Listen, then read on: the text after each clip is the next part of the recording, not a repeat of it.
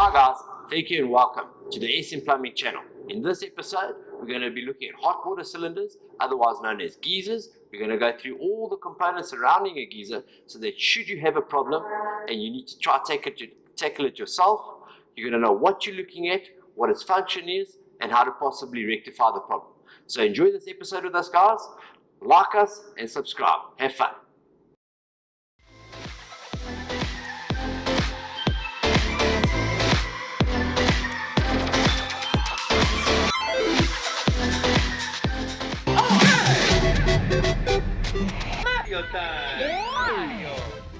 Hello guys and welcome to the SM Plumbing channel. In this episode we're going to cover hot water cylinders, the basics around the cylinder, so that when you're facing a geyser or a hot water cylinder you want to know what the components are. At least we're going to have that under the belt.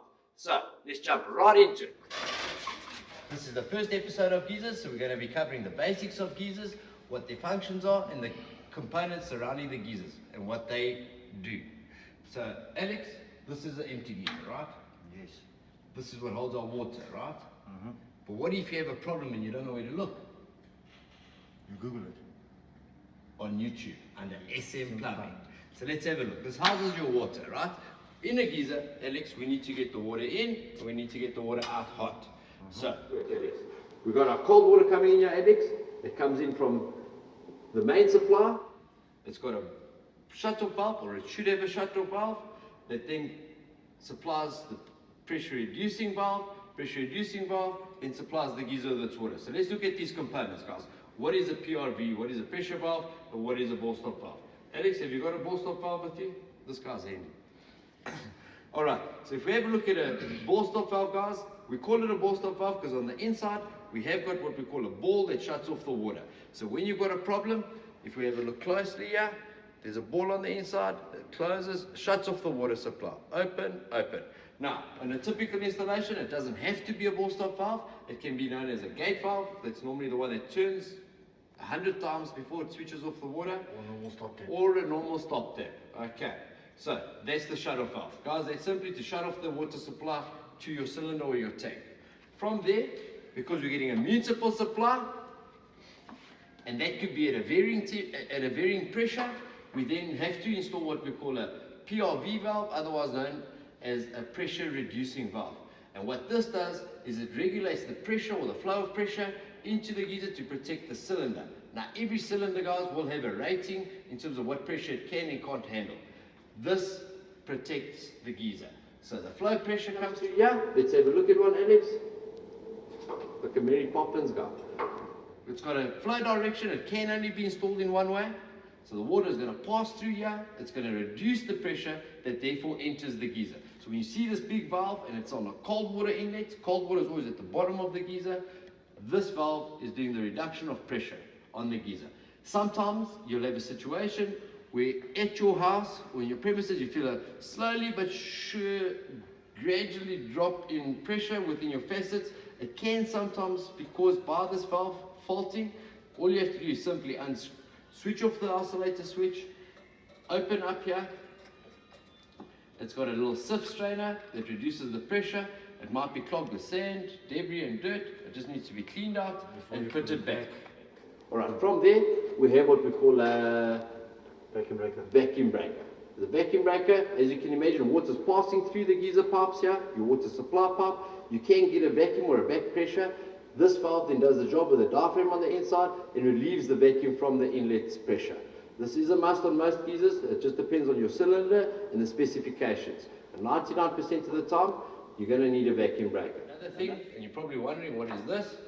This is a relief from the PRV valve. So basically, again, typically in a geyser, it's like a kettle. It's boiling water, it's building up pressure, especially if that pressure is not getting dispersed or the taps aren't getting used. That pressure is going to build up and it's going to want to go somewhere. So again, to protect the geyser through a heating cycle where the water is getting hot and not being utilized, this little relief for the back pressure will then protect the geyser by now and then dripping and relieving that pressure. Alright, thank you Alex. So we've got that under the wraps. So your hot water, your cold water comes through this pipeline. It should enter your geyser depending again on your specifications. It should enter through what we call a drain cock for a drain tap, this point of access is always at the lowest point of the geyser, so that the cold water can get in at the lowest point. We always draw our hot water from the highest point, right? And that's why it sits at the bottom. This allows us to service all our components, or when we're replacing a geyser, to get it in and out of the roof, we've got to open up here, and if it's a roof installation, guys, you're going to have what we call a geyser tray, or a protection tray under this geyser, so we can disperse all the water from the internal cylinder here through this drain cock. Now again, guys, before we drain the geyser, we want to make sure that your ball stop valve is off, your PRV is catered for and switched off if it has got a lever like this one. And we drain our geyser and we service from this point. So we drain from the drain cock. So that's what that does. Alright, another thing that a lot of people don't have a look at that needs to be serviced annually within a geyser, thank you Alex, is what we call an anode. This is normally covered by a cover or a protection cover. It's mainly for aesthetics. But within the geyser, we've got what we call a sacrificial anode. If it's a mild steel geyser, this will definitely be the case. Alright guys, this is a second-hand geyser, just for illustration purposes, but at least this gives you an idea of what it will look like within your geyser. Guys, this needs to be replaced once a year or annually. The reason for this probe is basically to protect the inner lining of your main geyser cylinder. And within the geyser cylinder, if it's a mild steel geyser, this is going to take up all the corrosion. Like you can see, the rust builds up on here and it eats away at this probe over time, and therefore protecting the mild steel inner cylinder known as the geyser. Alright, so we want to replace this every year, guys, so that we're protecting the internal cylinder. And I guarantee you're going to go well past your warranty period as long as you service this component. Alright, so we have a look at the same side as your water inlet. 90% of the time again, we're going to have the electrical components. It's normally housed and covered and protected by a cover plate here. That screwdriver. Thank you. We just open up here. I got this arch here. Alright, there's a lot of things happening here, guys. This is the business end of the geyser. This is what makes a geyser worth your time, effort, and money. This is the heating side of the geyser. Otherwise, it would just be a simple tank. So, with having said that, there's a lot of things happening here. You've got your electrical components. These are key components in getting the water hot. The first component you're going to note here is what we call a thermostatic switch. That switch regulates the temperature of the water and the on and off cycle from your electrical supply to the thermostatic switch, which therefore then supplies the element with its power to switch on. Let's have a closer look at it. I've got a unit that's been uninstalled. All right. If we have a look there, it's got your temperature settings and it's got your wiring lugs here. Typical installation again, guys. You're going to have your wires coming to the thermostatic switch. It's going to plug into here, and from here it plugs into your element.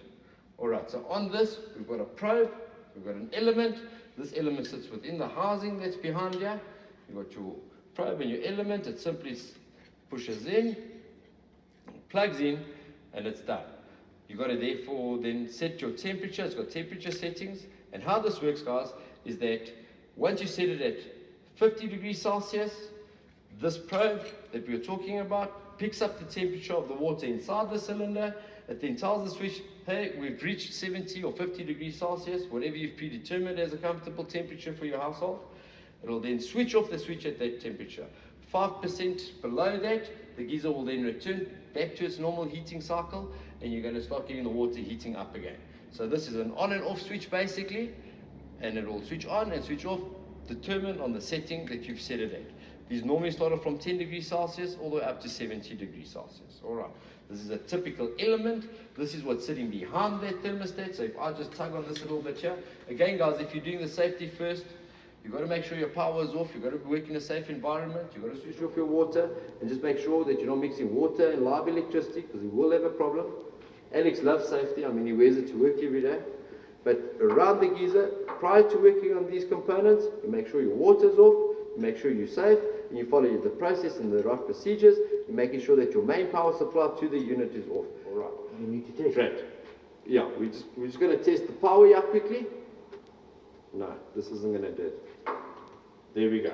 So what we're talking about, guys, is a multimeter tester. We will have other episodes in how to test and fault find with regards to electrical problems and water not heating. So please subscribe, like. There will be videos about testing the electrical components and fault finding around the geyser.